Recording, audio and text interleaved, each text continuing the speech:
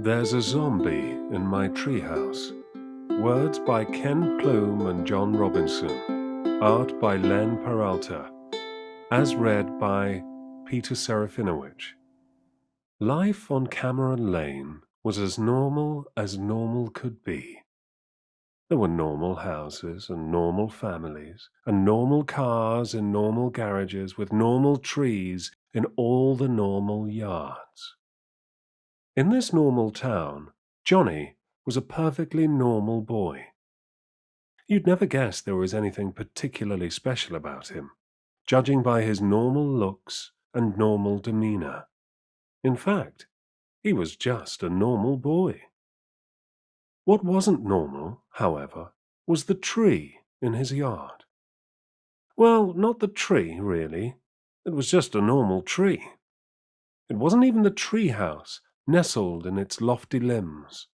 That was normal, too. On normal days, Johnny would come home after school and play in the treehouse. Some days, he'd rescue a princess from the evil dragon that perched menacingly in the topmost heights of the old oak tree. Other days, he'd vanquish the dread pirate lord whose flagship just happened to look suspiciously like the shed in Old Man Johnson's yard.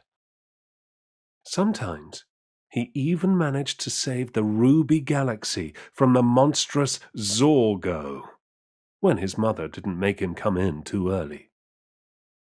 There came a day, however, not that long ago, when Johnny found something abnormal in his normal life. It was the day that Johnny discovered a zombie in his treehouse. How was he supposed to play today, or any day? No matter how much he wanted to drive the burly bandits from Gruesome Gulch, or defeat the Grey-Hand Ninja Clan, with the presence of this undead intruder, it certainly seemed like there was no way he'd ever be able to play in his treehouse again. Things went from bad to worse when that bully, Billy Davis, from down the street stopped him while he was walking home from school. "What's the matter?" Billy the bully asked. "Why aren't you playing in your stupid little treehouse?" "I can't go play in my treehouse," Johnny said. "There's a zombie in it." "There's no such thing as a zombie, you ninny," Billy said. "Well, if you think that, you can go tell him. He's right up in the treehouse. I bet he'd love to hear he's not real. But I wouldn't do it if I were you. You'd have to be pretty stupid to do that." "You're stupid. I'll go tell your imaginary zombie whatever I want," Billy said with a sneer, then pushed Johnny out of the way. And up the ladder he went. And Johnny waited. But Billy the bully never came back down again. The next day, Johnny's sister interrupted him while he was sitting in the den.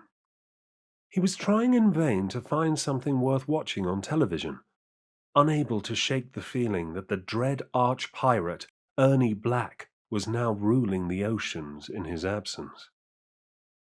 "What's wrong with you?" his sister asked. "Why aren't you out in your treehouse pretending you're a cowboy or a princess or whatever it is you do there?" "I can't go pretend in my treehouse," Johnny said. "There's a zombie in it." "That's silly. There can't be a zombie in your treehouse. Zombies can't climb trees," his sister said. "Everybody knows that." "Well, everybody but this zombie, apparently, because he's up in the treehouse. You're more than welcome to go tell him he can't possibly be up there. But I wouldn't if I were you." "I think I will go tell him," his sister said, smirking. And up the ladder she went. And Johnny waited and waited. But his sister never came back down again. The next day, Johnny's mother came into his room while he was lying in his bed, wondering what he was going to do now that he didn't have a treehouse anymore. Who would save the Queen of the Moon? "What's wrong, Johnny?" his mother asked. "Why aren't you up in your treehouse having an adventure as a secret agent or something?" "I can't go have any more adventures in my treehouse," Johnny said. "There's a zombie in it." "Now, dear, we've talked about this before. Zombies aren't real. They're legends. In reality, they're just people who think they've died and been brought back from the grave," his mother said. "They don't know any better. Perhaps it's just a confused person in your treehouse." "Well, the zombie in my treehouse definitely doesn't know any better, because he's real and he's up there right now. It'd be great if someone could unconfuse him so he'd go away. But I wouldn't do it if I were you." "Nonsense! I will go and tell that poor deluded man right this instant," his mother said. And up the ladder she went. And Johnny waited, and waited, and waited. But his mother never came back down again. The next day, Johnny's father came into the kitchen while Johnny was sitting at the breakfast table, building the Great Pyramid out of cookies.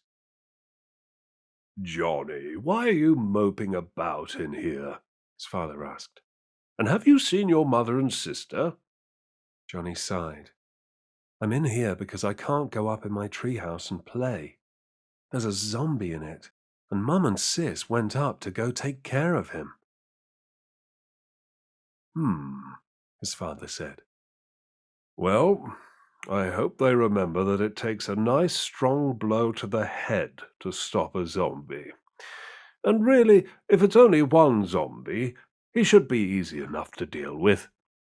I'm surprised and a little disappointed you weren't able to solve this problem on your own." "Well, he seemed to be more than I could handle, Dad, because he's still up in the treehouse. Maybe you could show me how to do it, so I could have my treehouse back. I'd be sure to take notes so I could handle the next one. But maybe you should get some help, just in case." "Oh, poppycock, son. If it's only one zombie, I won't need anyone else. Dad'll show you how it's done straight away," his father said as he grabbed a sledgehammer. And up the ladder he went. And Johnny waited, and waited, and waited, and waited. But his father never came back down again. Johnny is still waiting for someone who can help him with his zombie problem. Because although it's nice to have the bully gone, and he does miss his mother and his father and his sister mostly, he really, really misses his treehouse.